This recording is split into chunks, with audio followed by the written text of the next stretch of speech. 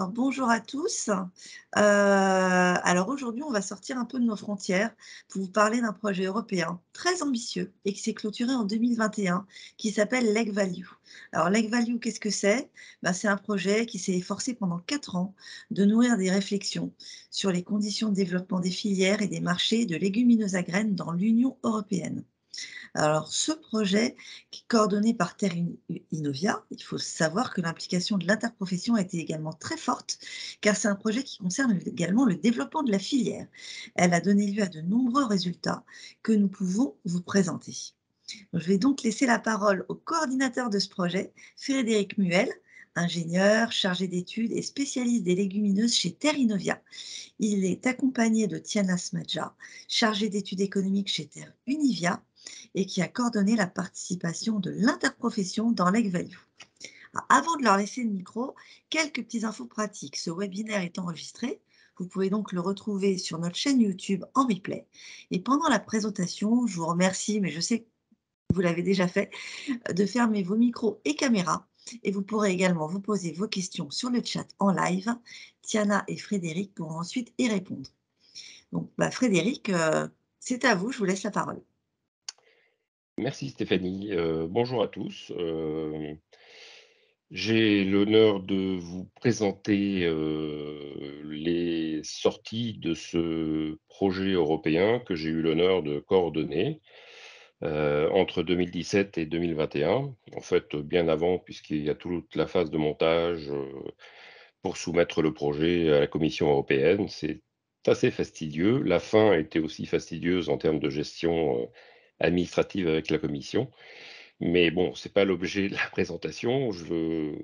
On souhaite vous faire un petit focus sur les sorties de ce projet, qui sera très très partiel parce qu'il a été assez ambitieux et assez large en termes de domaine d'approche. L'objectif principal était effectivement d'aider à améliorer la situation de déficit des légumineuses au niveau européen, en contribuant à mettre en évidence les améliorations scientifiques récentes, les techniques et les améliorations organisationnelles, ainsi que les solutions pour les agriculteurs et les acteurs des chaînes de valeur à travers la réalisation d'études de nature diverses, qu'elles soient agronomiques, socio-économiques et également dans une vision de prospective à moyen long terme. En termes de fonctionnement du projet, il était donc coordonné par Terrinovia, par moi-même. On a bénéficié d'une subvention de 5 millions d'euros pour 4 ans. C'était un projet multi-acteurs avec 24 partenaires, dont Terre Univia, qui couvrait une dizaine de pays européens. Alors, un petite vue sur l'ensemble des sorties du projet, qui était découpé en plusieurs programmes de travail. Le terme de la commission, ce sont les WP, les Work Package.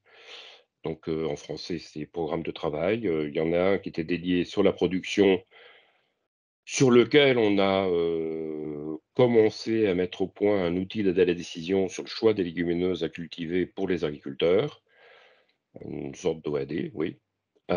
Également une cartographie des zones de l'Union européenne propices à la culture des légumineuses à graines. Légumineuses à graines, c'est pois chiches, lentilles, pois, févroles et soja, essentiellement, que nous avons étudié dans le cadre de ce projet. Un autre programme de travail autour des chaînes de valeur, dont notamment la caractérisation des chaînes de valeur de légumineuses à graines dans l'Union européenne à partir d'un échantillon représentatif de ces chaînes de valeur qui ont été analysées, la place des légumineuses à graines dans la restauration collective, les systèmes de gestion de la qualité des légumineuses à graines au sein de l'Union européenne et comparé à ce qui se passe à travers le monde, la place des légumineuses à graines dans les innovations de produits, en particulier pour l'alimentation humaine, hein, qui est en plein boom sur la demande de protéines végétales et que nous contribuons à répondre à cette demande. Un programme de travail autour des marchés, donc l'analyse des marchés des légumineuses à graines. On a suivi une période de 2017 à 2020 pour voir un peu également les questions de tendance de marché, de répartition des les zones de production, d'importation, d'exportation. On a fait des bilans.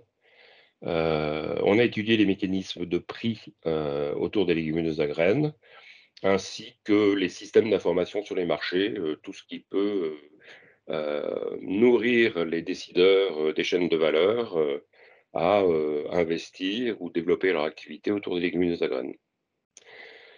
Il y avait un programme de travail également dédié aux politiques publiques. Là, je passerai, enfin, on va pas en parler particulièrement parce qu'on était vraiment dans la vague du Green Deal et du Farm to Fork de la Commission européenne, qui sont, il faut l'avouer, favorables au développement de nos légumineuses. Et enfin, un programme de travail sur les voies de transition, c'est d'accompagner la transition, qu'elle soit agroécologique, la transition alimentaire et la place des légumineuses. Bon, petitement à l'échelle des besoins alimentaires dans l'Union européenne, de contribuer à ces phases de transition par l'analyse de scénarios d'avenir, pour voir comment les légumineuses pourraient accompagner tout ce changement qu'on subit aujourd'hui ou qu'on vit aujourd'hui. Voilà. Alors en caractère gras, ce sont les points sur lesquels on va vous présenter en petits flash des sorties du projet. Donc, sur lequel on va plutôt focaliser aujourd'hui, c'est notre contribution à promouvoir de nouvelles filières de légumineuses à graines, en mettant en évidence la diversité de filières légumineuses dans l'Union européenne et les conditions de réussite de ces filières qu'on a pu analyser, celles qui marchent moyennement, celles qui ne marchent pas trop bien, en analysant également le comportement des acteurs au sein de ces chaînes de valeur, de l'agriculteur aux collecteurs, aux transformateurs et aux utilisateurs. On n'est pas allé jusqu'aux consommateurs, hein. Les résultats aussi nous permettent de faciliter la mise en place de nouvelles filières et il y en a de nombreuses initiatives aujourd'hui en France, que Terre Univia accompagne.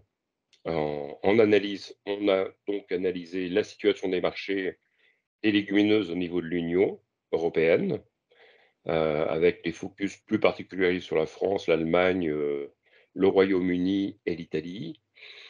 On a observé la dynamique d'innovation des produits sur les légumineuses, dans l'alimentation, humaine, hein, par les industriels et les produits qu'ils proposent aux consommateurs. La place des légumineuses dans la restauration collective et les mécanismes de prix, sur les légumineuses. Donc là, je vais laisser la parole à Cana de Terre Univia, pour vous faire ces petits flashs. Merci, bonjour à tous. Donc là, effectivement, je vais vous présenter 4 résultats d'études qui ont été donc réalisés dans le cadre de l'EgValue. Donc, le premier résultat concerne la diversité des filières légumineuses à graines dans l'Union européenne. Résultat qui est issu d'une analyse de filière, une analyse de chaîne de valeur qu'on a menée sur la base de 27 études de cas de filières qui ont été identifiées dans le projet. Donc là, vous voyez dans la carte à droite, les différentes études de cas de filière qu'on a pu identifier dans le cadre du projet, selon les différentes espèces. Donc, c'est vrai qu'il y a aussi la luzerne. On a eu un nombre majoritaire de cas d'études en France, mais on a également eu au Royaume-Uni, au Portugal, en Italie, en Allemagne, en Lituanie, en Lettonie, au Danemark. Et voilà. Et c'est vrai que ce sont des études de cas très diverses et variées. Et à partir d'une enquête auprès d'acteurs de ces filières, on a analysé les données. Donc, c'était des données sur des dimensions organisationnelles, techniques, mais aussi institutionnelles de ces filières-là. Et à partir de l'analyse des données, on a pu dégager 4 types de filières. Donc, on a fait une typologie de filières. Donc, finalement, sur les espèces qui sont majoritaires, hein, donc le pois et la févrole, on voit quand même se dégager deux types de filières, donc une tournée vers l'exportation et une autre tournée vers la demande d'industriels locaux. On voit deux dynamiques bien différentes et donc voilà.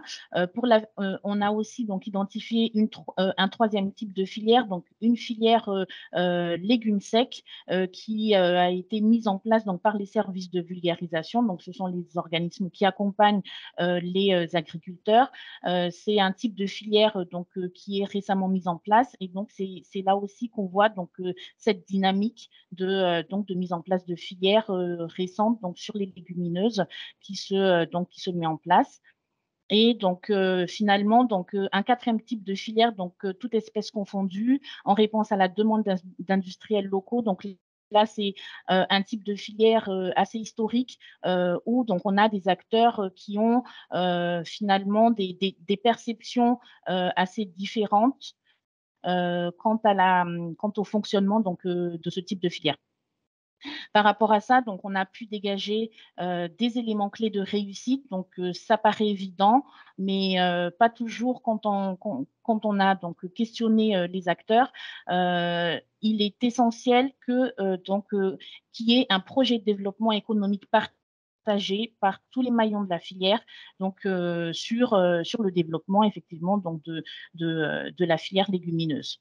Par rapport à ça également, on a vraiment l'importance des dispositifs contractuels donc qui impliquent fortement les agriculteurs dans la filière.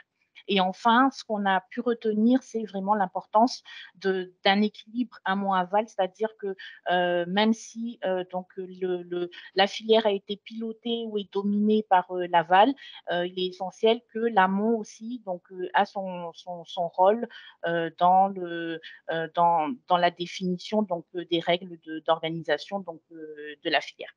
Donc ça, c'est un premier résultat du projet qu'on a eu. Donc vraiment illustrer les filières. Donc on a des fiches qui sont disponibles donc de description de chaque cas d'étude qui donne les caractéristiques qui nous ont permis donc d'analyser cette diversité de filières. Un deuxième résultat donc de projet, donc c'est donc autour de l'analyse des marchés des légumineuses à graines dans l'Union européenne. Donc à droite, vous voyez donc les différentes fiches qui ont été élaborées au sein de Terre Univia. Donc ce sont des fiches qui synthétisent finalement donc l'analyse globale des marchés, donc à travers l'analyse des flux d'échange, d'importation, d'exportation, par espèce de légumineuses. Donc là, vous en avez 5. Donc, ce sont les 5 sur lesquels on a fait l'étude. Et finalement, cette analyse des marchés des légumineuses à graines dans l'UE nous a permis d'identifier donc les marchés potentiels intra-UE, mais aussi hors pays, hors UE, donc pays tiers, qui pourraient être donc des marchés potentiels pour notre filière française.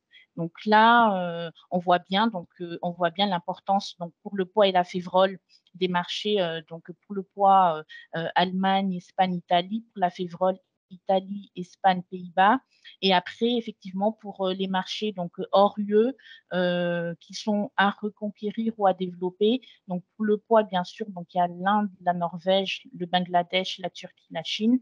Pour la févrole, donc l'Égypte, la Norvège, le Soudan. Donc là, on a vraiment mis les gros pays consommateurs. Pour la lentille, le pois chiche, donc à travers l'analyse, même si on a observé un doublement des surfaces en lentilles et un quadruplement des surfaces en pois chiche dans l'UE depuis 2010, on voit quand même, donc on constate bien sûr ce gros déficit donc en pois chiches et en lentilles sur les marchés UE, et donc voilà, donc quand même un marché potentiel donc pour nos producteurs, pour nos filières françaises, donc qui se trouvent sur le marché communautaire. Donc, voilà un peu le type d'analyse qu'on a pu faire dans un objectif de mieux connaître finalement les débouchés qui existent pour nos légumineuses à graines pour donc promouvoir la production. Sans ignorer bien sûr les différentes impasses en termes côté production. Un troisième résultat. Alors, un troisième résultat qu'on a pu, qui a pu sortir donc, du projet. Donc, c'est une étude qui a été menée donc, ici par l'INRAE sur l'analyse de la dynamique d'innovation produit à base de légumineuses à graines. Donc, c'est une analyse de données issue d'une base de données, donc de la base de données Mintel, qui est un réseau de collecte d'innovation produit à l'échelle mondiale. Et donc là, on a trois résultats intéressants. Donc, le premier résultat, c'est que au cours, depuis 2010, on voit quand même que le marché européen est donc le plus dynamique en termes de lancement de produits à base de légumineuses, en comparaison avec deux grandes zones, la zone Asie-Pacifique et la zone Amérique du Nord. Donc là, on a ce dynamisme du marché européen en termes de lancement de produits à base de légumineuses. Deuxième résultat qu'on voit, donc là, c'est à l'échelle mondiale, on voit que le pois chiche et la lentille sont les espèces qui connaissent la plus forte croissance en termes de présence au sein des innovations produits. Donc là, c'est parmi les légumineuses à l'échelle monde. Donc on a cet attrait pour le pois chiche et la lentille. Et troisième résultat, si on compare un peu l'importance des différentes espèces dans leur présence dans les lancements de nouveaux produits par rapport aux différentes zones que j'ai énoncées, on voit que sur le marché européen, c'est le pois chiche et le pois qui sont les espèces les plus présentes en comparaison, par exemple, du marché asiatique où c'est le soja et le haricot qui dominent. Donc voilà, donc ce sont des résultats intéressants qui montrent quand même le dynamisme des innovations produits à base de légumineuses à graines au niveau monde, mais aussi sur le marché européen. Donc ça, c'est un résultat aussi intéressant à noter. Et quatrième résultat, donc là encore, c'est une étude qui a été pilotée par l'INRAE. Donc, c'est une étude sur l'utilisation des légumineuses en restauration collective. Donc, ça a été réalisé uniquement pour le cas français. Une enquête a été menée, donc c'était une enquête en ligne qui a été menée auprès de chefs cuisiniers et de gestionnaires de restaurants, de restauration collective, sur finalement leurs usages des légumineuses et dans les menus et puis leurs pratiques en termes d'approvisionnement. Donc, quelques résultats. Donc, cela confirme l'utilisation peu fréquente des légumineuses dans les menus à l'heure actuelle, que les légumineuses sont plus fréquemment servies dans les restaurants d'entreprise et donc dans les établissements de santé plutôt que dans les cantines scolaires, et qu'on a un effet positif des écolabels dans l'utilisation des légumineuses. En termes d'approvisionnement, l'achat des légumineuses se fait majoritairement en brut, même si on a des attentes pour une offre de produits transformés ou cuisinés. Donc, ils souhaiteraient, on a quand même une attente sur davantage de légumineuses déjà cuisinées, pré-cuites, ou des produits transformés secs à base de légumineuses type farine. Et puis, troisième point intéressant à noter, c'est une attente globale de plus d'accompagnement pour finalement introduire plus de légumineuses dans les menus. Donc, à travers davantage de formations, davantage de recettes proposées et donc une plus grande diversité de légumineuses aussi proposées. Donc, voilà. Donc là, c'est un quatrième c'est un quatrième résultat parmi les nombreuses sorties du projet qu'on vous propose de partager aujourd'hui.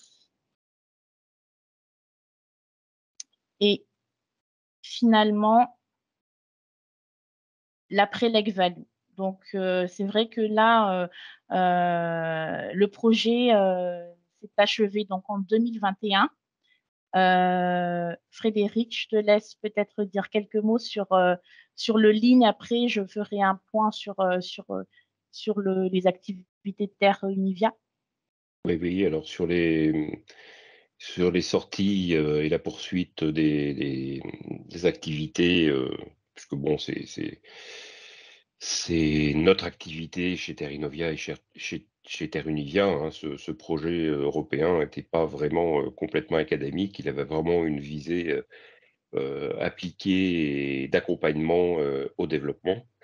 Il y a eu une initiative par les chercheurs et en particulier de Grande-Bretagne, hein, du Royaume-Uni, d'initier ce qu'on appelle un Legume Innovation Network, un réseau d'innovation autour des légumineuses, pour faire partager à la communauté, et en particulier les acteurs de filière, toutes les innovations dans le domaine des légumineuses, que ce soit au niveau des conduites de culture, que ce soit au niveau de la génétique, des innovations variétales, que ce soit au niveau des process industriels, que ce soit au niveau des innovations de produits, etc., etc. Et donc, c'est ce qu'on souhaite vouloir continuer à développer par les outils qu'on a créés dans le cadre de Leg Value, c'est de pouvoir aussi les maintenir et continuer à les alimenter pour nourrir les acteurs et les accompagner dans le développement des filières. Aujourd'hui, c'est un petit peu en stand-by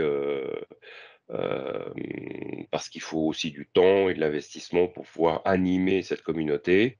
On essaye de le vendre et de s'appuyer sur de nouveaux projets européens pour pouvoir continuer cette dynamique. Alors, concernant Terre Univia, c'est vrai que les activités autour des légumineuses continuent, donc sont bien présentes. On a plusieurs activités donc en lien avec les sorties du projet.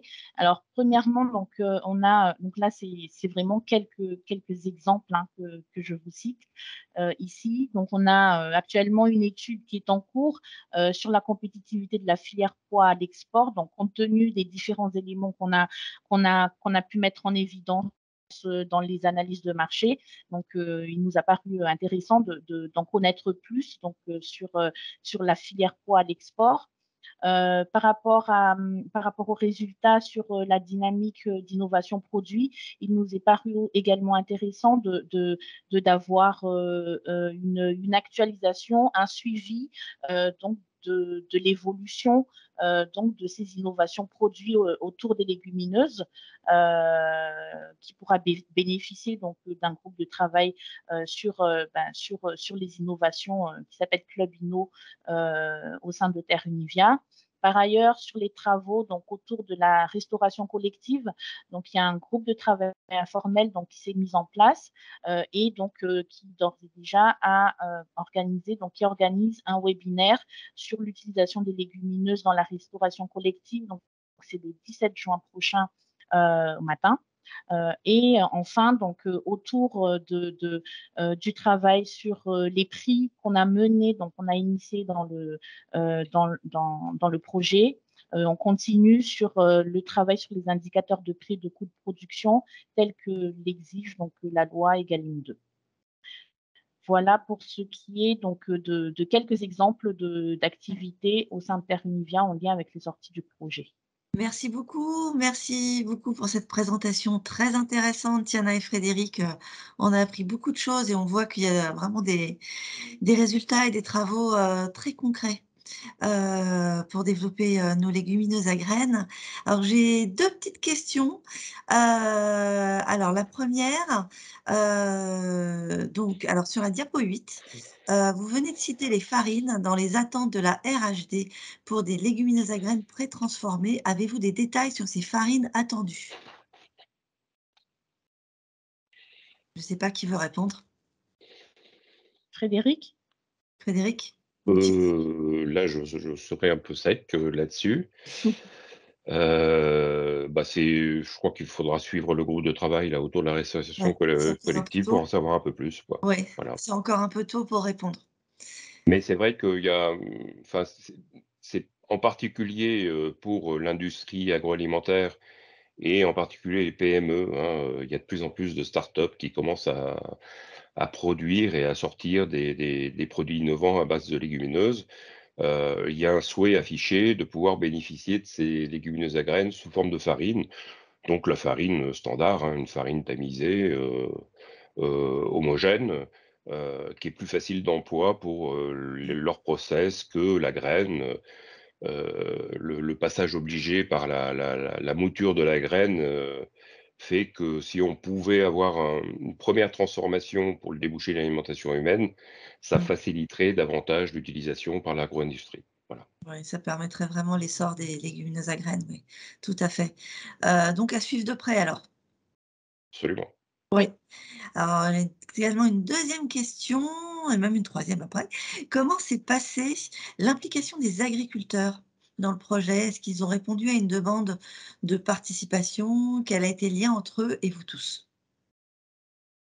Je vais peut-être commencer. Alors c'est vrai qu'on n'a pas parlé du programme de travail sur, donc finalement le premier programme de travail donc qui tourne autour des aspects production. Effectivement, il y avait, constitution, d'un réseau, d'agriculteurs au sein du projet et donc Frédéric, tu pourras peut-être en dire plus, mais c'est vrai qu'ici on a choisi délibérément de ne pas en parler. Peut-être que Frédéric, tu peux rapidement compléter? Oui, c'était des groupes d'agriculteurs, répartis sur le territoire européen. Il y en avait une douzaine, hein, une quinzaine, dont des groupes d'agriculteurs en France, animés par les chambres d'agriculture, Mmh. sur lequel on a fait un peu de, comment on appelle ça là? Les scientifiques adorent la démarche participative et puis du tracking, enfin d'essayer de trouver chez les agriculteurs des innovations que la science, n'a pas été encore fichue de présenter. Il y a des savoir-faire, dans les régions qui sont intéressantes d'aller observer. Donc là, c'est difficile d'en faire une extrapolation parce que c'est vraiment tout azimut et dans plein de dimensions, de filières, d'utilisation, et cetera. Mais, il y a eu cette dynamique, alors avec quelques agriculteurs, hein, mais sur les approches filières, sur une analyse de marché, et cetera, je dirais que l'agriculteur n'est pas vraiment impliqué. On le nourrit, on l'informe. Et c'est ce qu'on est en train de mettre en place et de mettre au point et de mettre sur site, chez Terrinovia d'ailleurs. Mmh. Ce fameux, outil d'aide à la décision pour choisir la meilleure légumineuse à insérer dans son système de production, en apportant des informations agroéconomiques, hein, sur les prix, sur les marchés, mais également sur les conduites de culture et sur la manière la plus appropriée de réussir sa culture. Et bon, cet outil, c'est très lourd à réaliser, à mettre au point. On est un petit peu en retard pour la mise en ligne parce qu'il faut aussi accumuler des références et pas se tromper dans les messages qu'on doit apporter auprès des agriculteurs, sachant qu'on veut être le plus proche possible des conditions de milieu de l'agriculteur et que les milieux sont très, très disparates, très diverses et qu'il nous faut des petites machines, de modélisation pour pouvoir, avoir une première réponse, hein, a priori. On conseille toujours aux agriculteurs d'aller, après, se rapprocher des conseillers, des experts pour, valider, confirmer et accompagner, le souhait de faire quelque chose, quoi. Voilà. Mmh. Parfait, merci. Alors du coup, la question suivante concernait également le développement de l'OAD sur le choix des légumineuses à cultiver. Je pense que, Frédéric, vous avez répondu en partie. Je ne sais pas s'il y a Oui. des précisions de plus à apporter? Ben non, Non, j'aurais c'est aimé que enfin, l'objectif était de le pas sortir à la attendre fin un du peu plus loin. projet. Mmh, C'était un peu ambitieux, mais là, on y travaille ouais. avec nos moyens, hein, qui sont pas énormes, donc ça génère quelques retards, mais il est probable qu'à l'automne, on puisse sortir quelque chose. Oui, bah, le développement d'un OAD est souvent quelque chose de Surveiller le très site internet de complet. Terrinovia. Mmh. Alors, nouvelle question, quelle est la meilleure source d'information pour avoir des prix sur ces légumes secs? L'Interco, Très Le site de Terre Univia? alors le site de Terrinovia, ouais, ouais. sur les légumes secs, effectivement, donc sur le pois chiche et la lentille, c'est vrai qu'on on fait face à une absence de prix finalement officiel. Donc effectivement, on est en train d'y réfléchir. Alors après, ça dépend de quel prix également. Est-ce que ce sont des prix producteurs? Est-ce que ce sont des prix de marché? Les prix de marché, je pense, je pense pas qu'il y en ait. Les prix producteurs, donc ça fait partie effectivement du travail qui est en cours de réflexion au sein de Terre Univia Mmh. à travers donc la production effectivement de références de prix par la mise en place d'observatoires de prix. Donc, pour vous dire, pour répondre à la question, à l'heure actuelle, malheureusement, sur les prix de marché, en tout cas sur les légumes secs, on n'a pas de référence officielle. D'accord, d'accord. Et une autre question, où peut-on trouver des fiches de description des études de cas européens? Alors, tout est sur le site de legvalue.eu. Mmh, Donc, malheureusement, ce on sont va le des, mettre. ou heureusement, ce sont des fiches en anglais. Donc, tout est disponible sur le site de legvalue. Et sinon, sinon, vous pouvez me contacter si vous avez un souci à vous en procurer. Mais en tout Mmh, cas, ce sont des fiches qui sont totalement accessibles et disponibles pour tous. parfait. Merci, mais il y avait pas mal de questions. Merci beaucoup, je crois que j'en ai oublié aucune. Donc n'hésitez pas à aller voir sur le site, de Lake Value, donc qui fournit toutes les informations et tous les résultats, qui sont disponibles, sur ce projet européen.